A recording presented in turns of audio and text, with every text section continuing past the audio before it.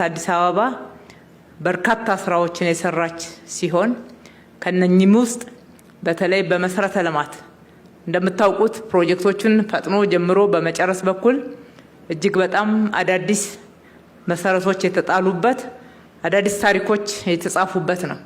ከተማችንን በመለወጥ ለነዋሪዎች ምቹ፣ ለጎብኚዎች ሳቢ፣ ሁሉም ቤቴ ብሎ እንደ ልብ የሚኖርባት ሰላማዊት ከተማ በማድረግ በኩል ረጅም ሽግግሮችን መሻገር ችለናል። ውጤቶችንም ማግኘት ችለናል።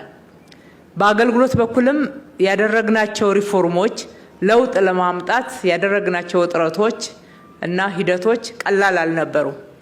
ሆኖም የህዝባችንን ጥማት ለማርካት እንግልቱን ለመቀነስ አገልግሎት ላይ በማማለጃ በጉቦ በተለያየ መንገድ የሚቸገረውን ማህበረሰብ ለመድረስ የምናደርጋቸው ጥረቶች ወጥ የሆነና ስር ነቀል የሆነ ለውጥ አላመጡልንም። በጥረታችን ልክ ውጤት አላገኘንበትም።